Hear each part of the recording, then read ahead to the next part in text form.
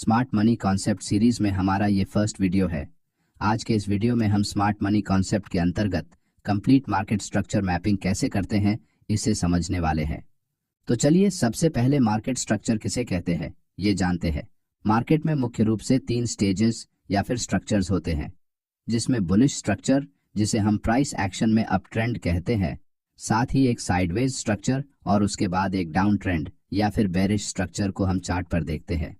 अगर आप price action की समझ रखते हैं तो जब भी मार्केट में प्राइस हायर हाई और हायर लोज बनाकर ऊपर बढ़ती है तो उस समय मार्केट में एक अप ट्रेंड चल रहा होता है, जबकि साइडवेज मार्केट में चार्ट पर दोनों तरफ से लगभग इक्वल हाइज और लोज बनने के कारण हमें कोई भी क्लियर ट्रेंड नहीं दिखाई देता, जिस कारण प्राइस एक ही रेंज में कंसोलिडेट करती रहती है। लेकिन जब भी मार्केट में लोअर लोज और लोअर हाइज का स्ट्रक्चर चार्ट पर बनता है तो हम उसे एक डाउन ट्रेंड या फिर बेरिश मार्केट स्ट्रक्चर कहते हैं। ये मार्केट में चल रहे ट्रेंड या फिर स्ट्रक्चर को समझने का एकदम बेसिक सा तरीका है, जिसे हम प्राइस एक्शन में चार्ट रीडिंग करते समय इस्तेमाल करते हैं। लेकिन एसएमसी में मार्केट स्ट्रक्चर मैपिंग करते समय हमें ब्रेक ऑफ स्ट्रक्चर और चेंज ऑफ कैरेक्टर, इन 2 बातों का ध्यान रखना पड़ता है। तो चलिए सबसे पहले ब्रेक ऑफ स्ट्रक्चर यानी कि बॉस किसे कहते हैं ये जानते हैं। यहाँ मार्केट एक अप ट्रेंड में इस तरह से हायर हाइज और हायर लोज का फॉर्मेशन बनाकर ऊपर जा रहा है। स्मार्ट मनी कॉन्सेप्ट में जब भी प्राइस अपने पुराने हाई को ब्रेक करके ऊपर निकलती है और उस हाई के ऊपर थोड़ी देर तक ट्रेड करने के बाद नीचे आती है तो इसे हम ब्रेक ऑफ स्ट्रक्चर कहते हैं, क्योंकि यहाँ मार्केट ने इस तरह से एक स्विंग हाई बनाया था, यानी कि एक पैटर्न क्रिएट किया था। अब जब प्राइस इस लोअर पॉइंट से फिर से ऊपर निकलती है तो प्राइस ने बनाया हुआ ये पैटर्न यानी कि स्ट्रक्चर ब्रेक हो जाता है, जिससे यहाँ एक और न्यू हाई बनने से चार्ट पर एक और न्यू पैटर्न या फिर स्ट्रक्चर बन जाता है। इस तरह से प्राइस हायर हाइज बनाकर ऊपर बढ़ती है। प्राइस एक्शन में जब भी इस तरह से प्राइस मूव करती है तो यहाँ हम इसे चार्ट पर बनने वाला एक चार्ट पैटर्न कहते हैं, और जब भी मार्केट अपने पुराने पैटर्न को ब्रेक करके एक नया पैटर्न बनाता है तो उसे हम प्राइस एक्शन की भाषा में पैटर्न ब्रेक इस नाम से जानते हैं। लेकिन इसी बात को स्मार्ट मनी कंसेप्ट में ब्रेक ऑफ स्ट्रक्चर इस तरह के भारी भरकम नाम से बुलाया जाता है। यहाँ सिर्फ नाम ही चेंज हुआ है, लेकिन कंसेप्ट लगभग वही है। जब भी प्राइस अपने पुराने हाई को ब्रेक करने के बाद ऊपर निकलती है और फिर से अपने पुराने स्विंग हाई पॉइंट से कम 50% के आसपास रिट्रेसमेंट लेकर नीचे आती है तो उस समय हम इसे एक वैलिड ब्रेक ऑफ स्ट्रक्चर कहते हैं, जिससे हमारा पुराना हाई यहाँ से आगे शिफ्ट होकर इस न्यू हाई में बदल जाता है। और जब मार्केट नीचे से ऊपर निकलते हुए एक बार फिर से अपने न्यू हाई को ब्रेक करके फिर से उसी तरह नीचे आता है तो यहाँ हमारा पुराना स्विंग लो अब यहाँ इस न्यू स्विंग लो में कन्वर्ट हो जाता है। अब इस तरह से जो पैटर्न बनता है तो इसे एक वैलिड ब्रेक ऑफ स्ट्रक्चर कहा जाता है, जहाँ प्राइस एक स्ट्रॉन्ग पुल बैक लेकर नीचे आती है और फिर से ऊपर की तरफ निकलती है। लेकिन बहुत बार जब मार्केट में एक स्ट्रॉन्ग अप ट्रेंड चल रहा होता है उस समय प्राइस थोड़ा सा नीचे आकर फिर से ऊपर निकलती है, जिससे चार्ट पर इस तरह से शैलो पुलबैक बनता है। अब इस तरह के पुलबैक को बहुत से न्यू ट्रेडर जो एसएमसी को सीख रहे हैं वो एक वैलिड पुलबैक मानते हैं, लेकिन ये एक गलत प्रैक्टिस है। जब भी प्राइस अपने पुराने स्विंग हाई को ब्रेक करने के बाद नीचे आते हुए अपने पुराने स्विंग लो से लेकर स्विंग हाई के कम से कम 50% या फिर उससे ज्यादा का पुलबैक लेती है तो हम उसे एक वैलिड पुलबैक कहते हैं। अब कौन सा पुलबैक वैलिड है और कौन सा इनवैलिड है, इसे जानने के लिए आप फिबोनाची रिट्रेसमेंट टूल का भी इस्तेमाल कर सकते हैं। यहाँ मार्केट अप ट्रेंड में है, इसीलिए हम चार्ट पर हमारे स्विंग लो से लेकर स्विंग हाई तक इस तरह से अगर फिबोनाची टूल को लगाते हैं तो यहाँ प्राइस जब तक इस 0.50 या फिर 0.618 लेवल के आसपास आकर रिवर्स नहीं होती तब तक आप इसे एक वैलिड पुलबैक नहीं मान सकते हैं। इस तरह के पुलबैक्स को हम डीप पुलबैक भी कहते हैं। एक डीप पुलबैक लेने के बाद अगर प्राइस फिर से अपने पुराने हाई को ब्रेक करते हुए ऊपर निकलती है तो उस समय हम हमारे पिछले स्विंग लो को इस न्यू स्विंग लो की तरफ शिफ्ट कर देते हैं। इसी तरह से मार्केट में स्ट्रक्चर मैपिंग करते हुए स्विंग हाइज और स्विंग लोज को आगे शिफ्ट किया जाता है। लेकिन बहुत बार प्राइस एक छोटा सा करेक्शन करते हुए नीचे आती है और फिर से अपना पुराना ट्रेंड कंटिन्यू करती है। उस समय इस तरह के पुलबैक में प्राइस फिबोनाची टूल के 0.382 लेवल को टच करके या फिर उससे पहले ही रिवर्स हो जाती है। इस तरह के पुलबैक को शैलो पुलबैक्स कहते हैं। जब भी मार्केट में एक स्ट्रॉन्ग ट्रेंड चल रहा होता है उस समय प्राइस थोड़ी देर के लिए पॉज लेती है, जिस कारण इस तरह के पुलबैक्स हमें चार्ट पर देखने को मिलते हैं। इसी कारण इन पुलबैक्स से बनने वाले लोज को हम स्ट्रक्चर मैपिंग में कंसिडर नहीं करते हैं, क्योंकि ये एक वैलिड पुलबैक नहीं है। अब ब्रेक ऑफ स्ट्रक्चर को जानने के बाद एसएमसी में चेंज ऑफ कैरेक्टर किसे कहते हैं, इसे जानते हैं। यहाँ हम फिर से एक अपट्रेंड का एग्जाम्पल लेंगे। एक अपट्रेंड में जब भी प्राइस इस तरह हायर लोज और हायर हाइज बनाकर ब्रेक ऑफ स्ट्रक्चर करते हुए आगे बढ़ती है, तो हम इसे एक स्ट्रॉन्ग अपट्रेंड कहते हैं। यहाँ प्राइस नीचे से लेकर यहाँ हायर पॉइंट तक आते हुए लगातार अपने पुराने हाइज को ब्रेक करते हुए आगे बढ़ी है, लेकिन एक पॉइंट के बाद प्राइस अपने पिछले हाई को ब्रेक करने के बजाय अपने पिछले लो पॉइंट को नीचे की तरफ ब्रेक कर देती है। अब पिछले कुछ समय से मार्केट में एक अपट्रेंड चल रहा था, जहां प्राइस हायर हाइज बना रही थी। इसका मतलब मार्केट एक ही दिशा और एक ही पैटर्न में मूव करते हुए एक जैसा बर्ताव कर रहा था, यानी कि उसका कैरेक्टर बुलिश था। लेकिन इस पॉइंट पर आने के बाद मार्केट अचानक से अपने पुराने हाई को ना ब्रेक करते हुए अपने पुराने स्विंग लो को ब्रेक कर देता है। इसका मतलब मार्केट ने अपने बुलिश स्वभाव से दूर जाकर यहां अपने पुराने कैरेक्टर के विपरीत जाते हुए एक बेरिश स्ट्रक्चर को फॉलो किया है, यानी कि उसके कैरेक्टर में बदलाव आया है। इसी बदलाव को स्मार्ट मनी कॉन्सेप्ट में चेंज ऑफ कैरेक्टर कहा जाता है। बहुत से लोग इसे चोंच या फिर चौक भी कहते हैं। अब इसे थोड़ा सिंपल वे में समझते हैं।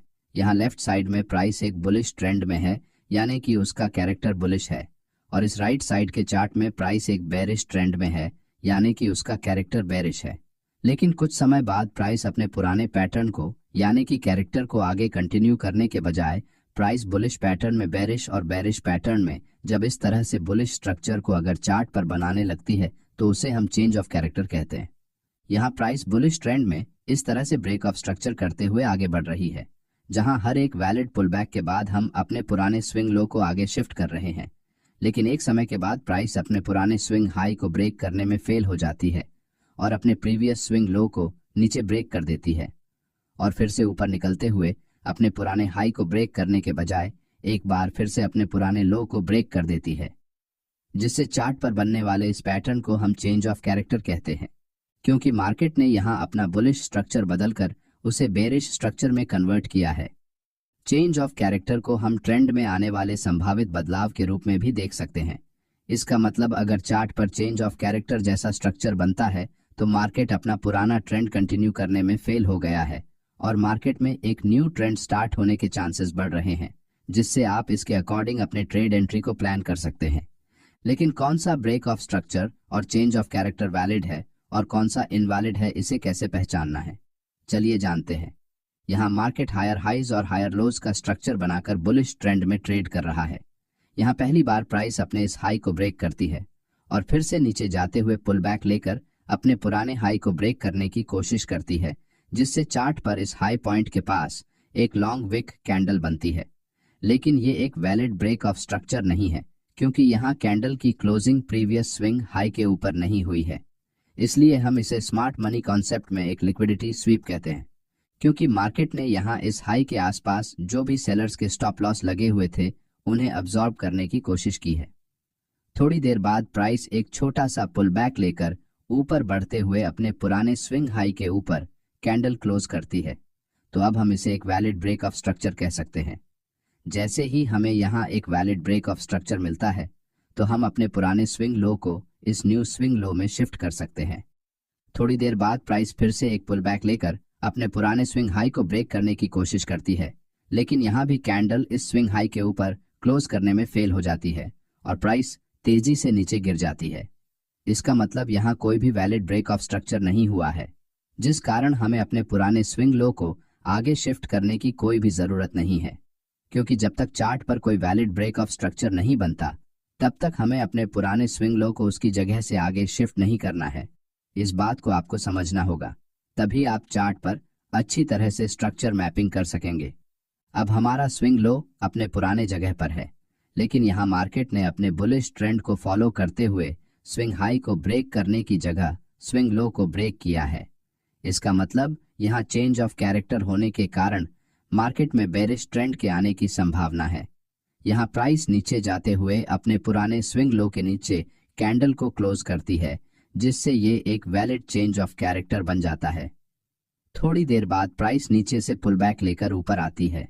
मगर फिर से नीचे जाते हुए अपने पुराने स्विंग लो को ब्रेक कर देती है। इसका मतलब यहाँ एक बेरिश ब्रेक ऑफ स्ट्रक्चर हुआ है। अब ये पुलबैक वैलिड है या फिर इनवैलिड है, इसे जानने के लिए हम यहाँ फिर से फिबोनाची टूल को लगा कर देखेंगे। अब यहाँ मार्केट बेरिश है, इसलिए फिबोनाची को ऊपर से नीचे ड्रॉ करना पड़ेगा। फिबोनाची टूल को चार्ट पर किस तरह से लगाना है इसके बारे में हमने एक फुल वीडियो बनाया है, आप उसे भी देख सकते हैं। अब आप यहाँ देखेंगे कि प्राइस ने 0.50 के लेवल के आसपास आकर रिवर्स किया है, जिस कारण ये एक वैलिड पुलबैक है। इसलिए प्राइस जैसे ही अपने पुराने स्विंग लो को नीचे ब्रेक करती है तो हम यहाँ ब्रेक ऑफ स्ट्रक्चर को मार्क करते हुए अपने पुराने स्विंग हाई को इस न्यू स्विंग हाई के पास ला सकते हैं। इसी तरह से चार्ट पर ब्रेक ऑफ स्ट्रक्चर और चेंज ऑफ कैरेक्टर को मार्क किया जाता है। हमने यहाँ इन दोनों कॉन्सेप्ट्स का सिर्फ एक बेसिक इंट्रोडक्शन ही देखा है। इसे चार्ट पर किस तरह से इस्तेमाल करना है इसके बारे में हम आने वाले वीडियोस में विस्तार से समझने वाले हैं। चलिए अब स्ट्रॉन्ग हाइज और स्ट्रॉन्ग लोज को कैसे आइडेंटिफाई करना है इसे जानते हैं। अब चार्ट पर यहाँ सबसे पहले वाला जो स्विंग लो था उसे हम एक स्ट्रॉन्ग लो कहते हैं, क्योंकि इस लो को ब्रेक करते ही मार्केट ने अपना बुलिश ट्रेंड चेंज करते हुए बेरिश ट्रेंड में प्रवेश किया था। साथ ही यहाँ चेंज ऑफ कैरेक्टर से पहले वाले स्विंग हाई को सबसे स्ट्रॉन्ग हाई कहा जाता है, क्योंकि मार्केट में ये लेवल फ्यूचर में एक स्ट्रॉन्ग रेजिस्टेंस के रूप में काम आने वाला है और इसे ब्रेक करना मार्केट के लिए सबसे मुश्किल काम हो सकता है, क्योंकि यहाँ सबसे ज्यादा सेलर्स के स्टॉप लॉस मौजूद है, जिस कारण यहाँ सबसे ज्यादा सेलिंग प्रेशर होने के कारण इसे ब्रेक करना मार्केट के लिए थोड़ा मुश्किल काम है। इसलिए ये लेवल भविष्य में एक रेजिस्टेंस के रूप में काम करेगा। चार्ट पर ब्रेक ऑफ स्ट्रक्चर के बाद जब प्राइस रिट्रेसमेंट करती है तो उस समय वो अपने पुराने स्विंग हाई और स्विंग लोज के अंदर ही ट्रेड करती रहती है। उस समय यहाँ जो ये स्विंग्स बन रहे हैं उन सभी को इंटरनल स्विंग्स या फिर माइनर स्विंग्स कहा जाता है। इस तरह के स्विंग्स को चार्ट पर रिटेल ट्रेडर्स की लिक्विडिटी को ग्रैब करने के लिए बनाया जाता है। इसलिए इस तरह के इंटरनल स्ट्रक्चर में हमें अपनी ट्रेड एंट्रीज को करने से हमेशा बचना चाहिए। बहुत से रिटेल ट्रेडर्स को प्रो ट्रेंड या फिर मेजर ट्रेंड और माइनर या फिर काउंटर ट्रेंड को समझने में मुश्किल होती है। चलिए इसे सिंपल भाषा में समझते हैं। इस चार्ट में प्राइस यहाँ से लेकर यहाँ इस पॉइंट तक हायर हाइज और हायर लोज बना रही है। प्राइस एक्शन के हिसाब से ये एक बुलिश ट्रेंड कंसिडर किया जाता है। इसका मतलब मार्केट में मुख्य रूप से एक बुलिश सेंटिमेंट बना हुआ है, यानी कि मार्केट का मेजर ट्रेंड या फिर जिसे कुछ लोग प्रो ट्रेंड कहते हैं वो बुलिश है, क्योंकि प्राइस धीरे धीरे ऊपर बढ़ रही है। लेकिन मार्केट में प्राइस कभी भी एक सीधी रेखा में ऊपर या फिर नीचे मूव नहीं करती। अगर प्राइस को एक जगह से दूसरे जगह जाना है तो उसे बायर और सेलर्स को ट्रेड एंट्री और एग्जिट करने का मौका देना पड़ता है। इसलिए इस पॉइंट पर मार्केट में जो ट्रेडर्स ऐड हुए थे उनमें से कुछ ट्रेडर्स के द्वारा प्रॉफिट बुकिंग करने और कुछ फ्रेश सेलर्स के ऐड होने के कारण प्राइस यहाँ थोड़ा नीचे आती है, जिस कारण यहाँ फिर से कुछ न्यू बायर्स मार्केट में शामिल होते हैं और ये सिलसिला ऐसे ही चलता रहता है, जिस वजह से प्राइस छोटे छोटे पुलबैक लेकर आगे बढ़ती है। एक मेजर ट्रेंड की विपरीत दिशा में प्राइस के इसी बिहेवियर को हम माइनर ट्रेंड या फिर काउंटर ट्रेंड कहते हैं। यहाँ बीच बीच में जो प्राइस ने रिट्रेसमेंट करते हुए छोटे मूव्स किए हैं उनका समावेश काउंटर ट्रेंड में किया जाता है और इन्हीं जगहों पर सबसे ज्यादा रिटेल ट्रेडर्स को फंसाया जाता है। इसलिए अगर आपको अपनी ट्रेडिंग जर्नी में बड़े प्रॉफिट्स बनाने हैं तो आपका ध्यान हमेशा मार्केट में चल रहे मेजर ट्रेंड की तरफ ही होना चाहिए और उसी दिशा में आपकी ट्रेड एंट्रीज को आपको प्लान करना पड़ेगा। अब इन सभी पॉइंट्स को एक मिनट में जानते हैं। यहाँ प्राइस एक स्विंग हाई बनाकर नीचे आने के बाद फिर से अपने पुराने स्विंग को ब्रेक कर देती है तो चार्ट पर ब्रेक ऑफ स्ट्रक्चर हो जाता है। कुछ देर तक ऐसे ही हायर हाइस और हायर लो बनाकर ऊपर जाने के बाद जब प्राइस अपने आखिरी स्विंग लो को नीचे की तरफ ब्रेक करते हुए फिर से एक लोअर हाई लगाती है तो यहाँ चेंज ऑफ कैरेक्टर हो जाता है। यहाँ हमारा मेजर ट्रेंड बुलिश है क्योंकि प्राइस हायर हाइज लगा रही है, तो ये बीच के जो पुलबैक है वो हमारा काउंटर ट्रेंड है।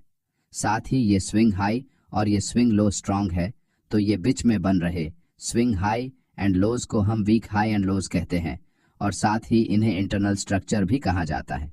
यहाँ ये एक इनवैलिड पुलबैक है क्योंकि मार्केट यहाँ 50% से कम रिट्रेस हुआ है, तो ये एक वैलिड पुलबैक है क्योंकि यहाँ प्राइस ने डीप पुलबैक लिया है। इस वीडियो में हमने स्मार्ट मनी कॉन्सेप्ट्स के सिर्फ कुछ बेसिक कॉन्सेप्ट्स को कम समय में जानने की कोशिश की है। अगले वीडियो में हम इससे एडवांस्ड और एक्चुअल ट्रेडिंग में काम आने वाले कॉन्सेप्ट्स को 1 by 1 फुल डिटेल में चार्ट्स पर अच्छी तरह से समझने की कोशिश करेंगे।